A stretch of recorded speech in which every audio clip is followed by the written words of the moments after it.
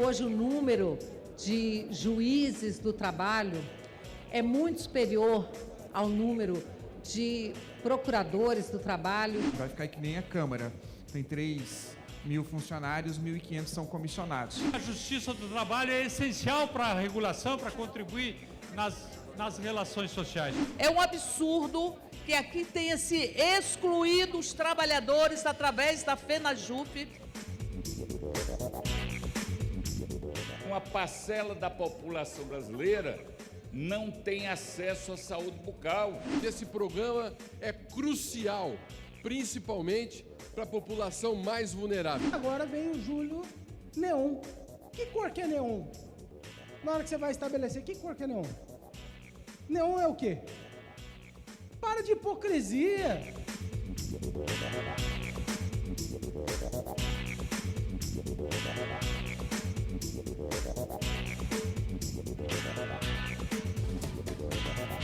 A semana do plenário Ulisses Guimarães começou na terça-feira com a aprovação do regime de urgência a 4 projetos de lei, que foram aprovados nas sessões seguintes. Entre eles, o que prevê a transformação de cargos de analista e técnico do Ministério Público da União em cargos de subprocurador-geral do Trabalho, procurador regional do Trabalho e em cargos de comissão. A matéria segue para o Senado. A última criação de cargos do MPT se deu em 2013, que criou 12 cargos de subprocurador-geral do Trabalho, 36 de analista, 24 de técnico, 36 de funções comissionadas. Há mais de 29 anos, portanto. Ora, passados 10 anos da edição da lei citada, mostra-se necessária a recomposição da força de trabalho no âmbito do MPT, especialmente diante do contínuo aumento das demandas da Justiça do Trabalho, junto do qual aquele órgão ministerial atua. Essa proposição ela tem que sofrer um processo de negociação. Uma negociação para estabelecer a recomposição salarial do salário do reajuste que foi devolvido de parte dos servidores em função da discussão dos quintos, para que nós possamos assegurar que sejam ocupados os cargos comissionados apenas por servidores efetivos, para que consideremos o Ministério Público uma atividade essencial e para que trabalhemos na condição de termos um nível superior para adentrar-se ao Ministério Público. Então, um projeto que foi trazido pelo Procurador-Geral da República, com o aval do Procurador-Geral do Ministério do Trabalho, que estão fazendo rearranjos internos para melhor poder servir a população, para que o trabalho seja mais compatível. Hoje o número de juízes do trabalho é muito superior ao número de procuradores do trabalho. É preciso fazer esse rearranjo e ninguém melhor do que o gestor para ter a compreensão do que é necessário. O novo orienta contrário a esse projeto, porque na verdade não dá para ter menos auditores e mais chefes, sem contar que foi atendida aí uma emenda do PT, que faz com que tenha mais comissionados e na verdade vai ocasionar um aumento de salário na realidade, vai ficar que nem a Câmara, tem 3.000 funcionários, 1.500 são comissionados. Então, na verdade, o impacto é negativo e que no futuro vai ocasionar mais contratação, já que vamos ter mais procuradores. Outro projeto aprovado pelos deputados é o que trata da estrutura do Conselho Superior da Justiça do Trabalho, a quem compete a supervisão administrativa, orçamentária, financeira e patrimonial da Justiça do Trabalho de primeiro e segundo graus. Uma mudança trazida pela proposta, que segue para o Senado, é a ampliação do Conselho de 11 para 12 membros. O novo integrante será um juiz do trabalho, vitalício e titular da Vara do Trabalho, eleito pelo Pleno do TST e com mandato de 2 anos, vedada a recondução. Trata-se de aperfeiçoamento do Conselho que funciona desde 2004 e, sem dúvida nenhuma, contribui decisivamente para a prestação jurisdicional que a Justiça do Trabalho oferece nas relações sociais. Não há dúvida, inclusive por fatos que acontecem recentemente, que a Justiça do Trabalho é essencial para a regulação, para contribuir nas relações sociais. Por isso, esse conselho que funciona desde 2004, agora é objeto de uma proposta de aperfeiçoamento. Ao projeto foi apresentada uma única emenda de plenário de autoria dos deputados Zeca Disseu e Érica Cocai, que aumenta o rol de participantes com direito a assento e voz do Conselho Superior da Justiça do Trabalho, CSJT, para incluir uma das categorias de representação de servidores, a Federação Nacional dos Trabalhadores do Judiciário e Ministério Público da União, a FENAJUF. O texto atual, já aprovado pelas comissões, autoriza o direito a assento e voz apenas para a Associação Nacional dos Magistrados da Justiça do Trabalho, ANAMATRA, que representa uma categoria específica de magistrados, membros do Poder Judiciário. A FENAJUF, por sua vez, não é representativa de todo o conjunto de servidores do Poder Judiciário da União, nem mesmo, de forma específica, dos servidores da Justiça do Trabalho, e sequer representa os membros do poder em questão. É um absurdo que aqui tenha se excluído os trabalhadores através da FENAJUF da participação de um conselho, e veja, sem direito a voto, apenas direito de falar em matérias que dizem respeito à organização do trabalho e à vida desses servidores e servidoras, desrespeitando o artigo 10 da própria Constituição, que assegura participação dos trabalhadores. E aqui se foi arrancada a participação dos trabalhadores. Lamentável. Ainda na quarta-feira, a Câmara aprovou a proposta que nomeia a rodovia Iris Rezende Machado, o trecho de 621 quilômetros da BR-153, entre a cidade de Anápolis, no Goiás, e a Aliança do Tocantins. Iris Rezende faleceu em 2021, aos 87 anos de idade e mais de 60 de vida pública, tendo sido 4 vezes prefeito de Goiânia, 2 vezes governador do Goiás, além de vereador, deputado estadual, senador e ministro de Estado. Iris Rezende Machado foi um grande governador do estado de Goiás, de uma figura altamente proeminente. Prefeito 4 vezes, deputado estadual, vereador, senador da República, ministro de Estado, e é uma homenagem justa a Iris Rezende Machado, falecido ano passado, que seja dado a ele o nome de Iris Rezende Machado na BR-153, que vai desde Anápolis até a Aliança do Tocantins. A iniciativa da deputada Flávia Moraes, que é coordenadora da bancada de Goiás, foi muito feliz, eu parabenizo ela. Eu, como um político, deputado Lázaro, da nova geração do nosso Estado, todas as vezes que busquei a boa política como exemplo e os bons políticos, muitas das vezes na história do Tocantins, do norte goiano, do norte do Brasil, era na fonte Iris Rezende que eu buscava essa referência de uma boa política altiva, o Iris dos mutirões, o Iris das grandes obras. Iris Rezende é um ícone da nossa política goiana e também da política brasileira. Merece todas as homenagens e, para mim, uma MDBista, é um privilégio ser a relatora desse projeto, porque eu convivi com ele e uma das frases que muito me marcou no final da sua jornada política era dizer que cada um nascia com um dom na vida e o dele era de ser político. Muito importante na sua vida parlamentar, ereto, digno, respeitando as bases, a família, a honra e a dignidade. Aí sim, um político com esta envergadura poderá ter seu nome numa rodovia no Brasil, o que é uma grande honra. Então, aqui concordo plenamente, senhor presidente, Iris Rezende, uma justa homenagem.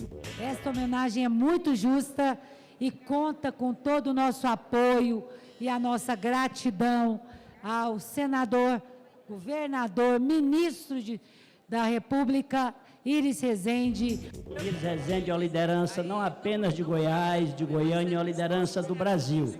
Prefeito, governador, ministro. É muito honroso prestar essa homenagem ao ex-ministro Iris Rezende. Dentre as propostas que tiveram aprovado o regime de urgência esta semana, mas ainda serão votadas, está o texto do Senado que muda a Lei Maria da Penha para estabelecer que causa ou motivação de atos de violência, assim como a condição do ofensor ou da ofendida, não excluem a aplicação da lei.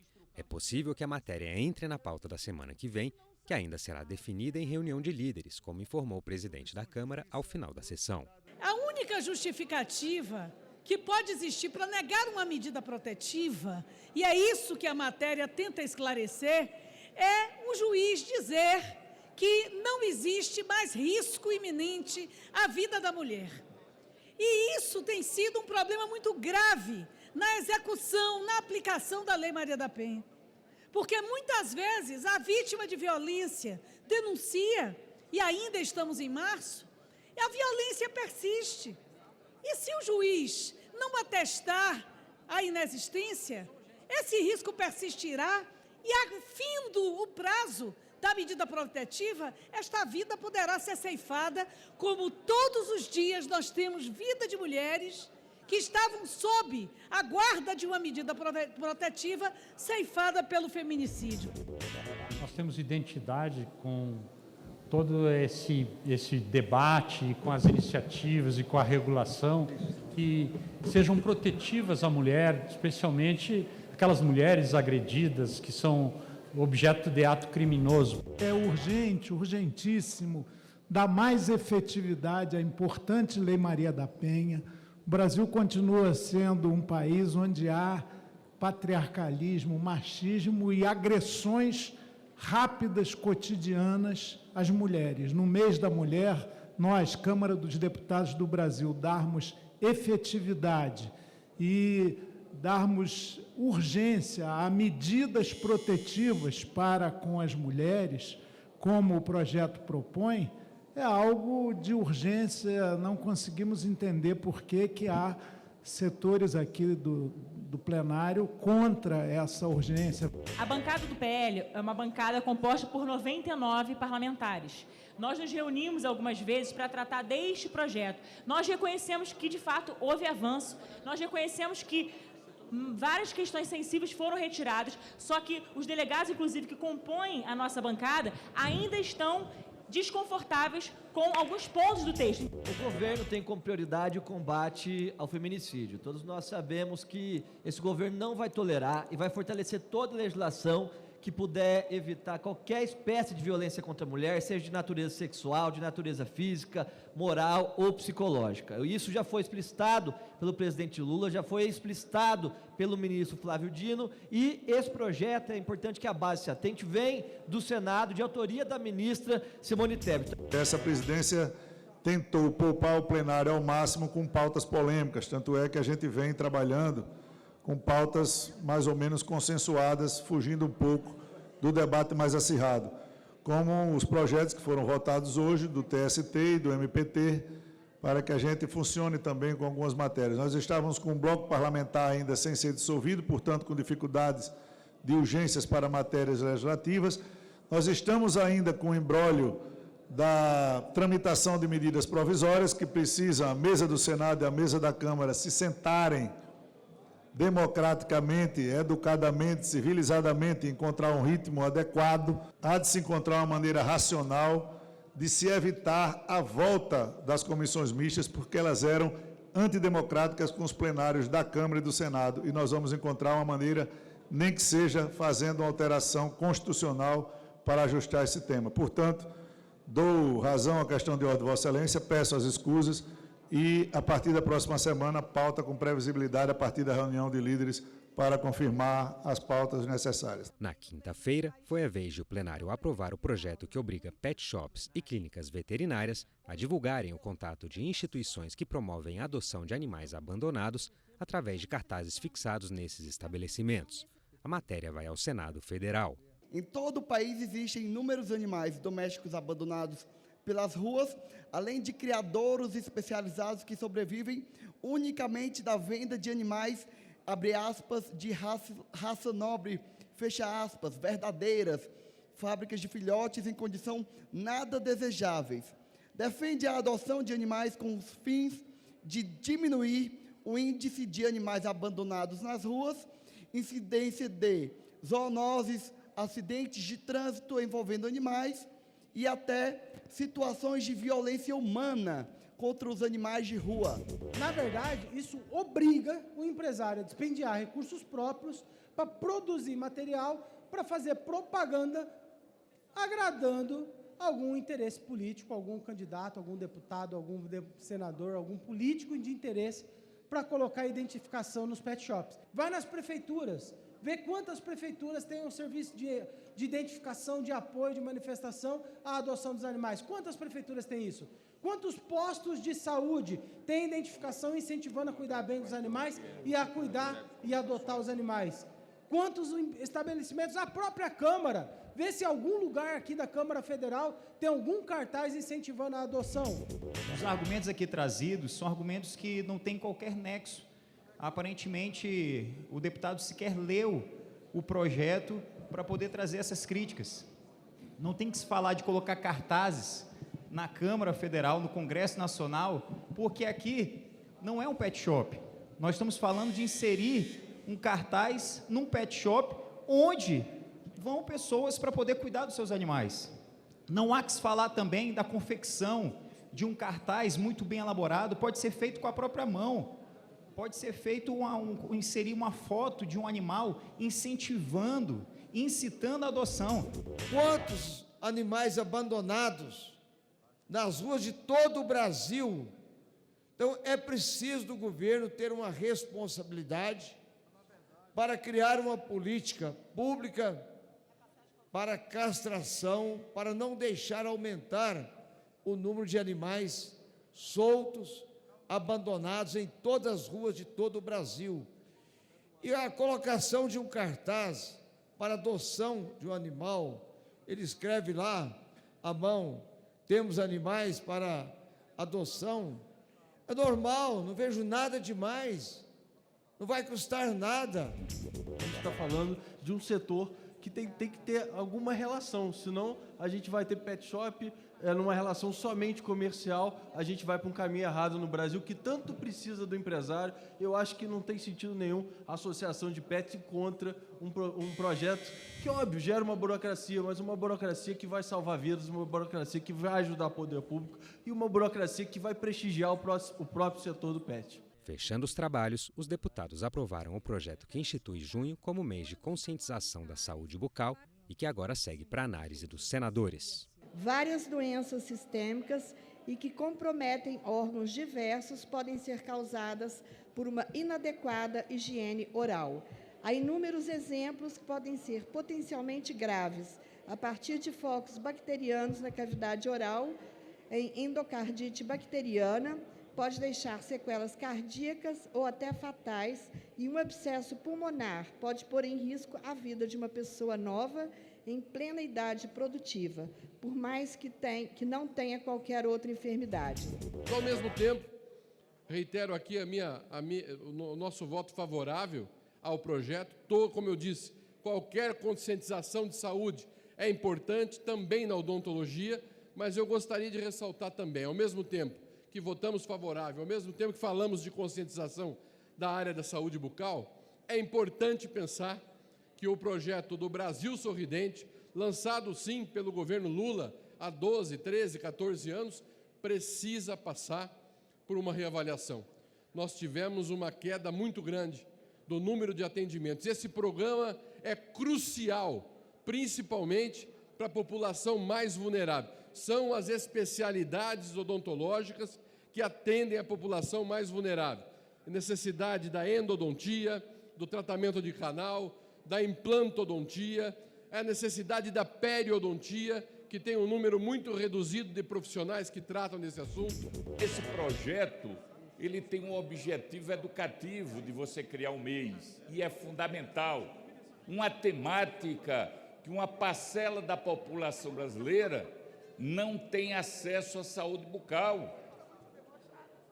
Como dizia alguns filósofos e sociólogos, era uma parcela de um país dentário.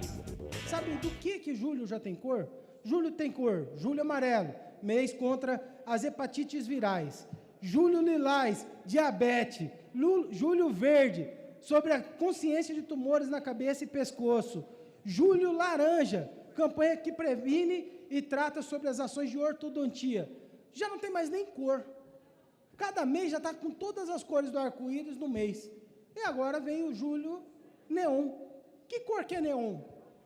Na hora que você vai estabelecer, que cor que é neon? Neon é o quê? Para de hipocrisia. Vem com essas conversinhas fiadas aqui que quer criar campanhas de conscientização. conscientiza na sua rede social. Eu gostaria de registrar nesta tribuna a necessidade de fazermos o debate sobre o reajuste do piso da odontologia e dos médicos. Nós temos milhares de dentistas, milhares de médicos em subemprego. Precisamos ter a responsabilidade não apenas de fazer semana simbólica ou ser simpático a determinadas causas. Precisamos ter o olhar também para quem é a mola propulsora dessas iniciativas. Temas de interesse nacional, debates em plenário, as reações e propostas dos deputados, fatos e opiniões. Mais uma vez aqui nesse espaço, lutando por justiça, é um misto de esperança de que agora há um caminho para que aqueles que mandaram matar Marielle Franco sejam responsabilizados, mas também com raiva, com dor, porque a gente está há 5 anos aqui, todos os anos, realizando uma sessão solene para pedir justiça. Faz 5 anos. E 5 anos é muito tempo. É meia década.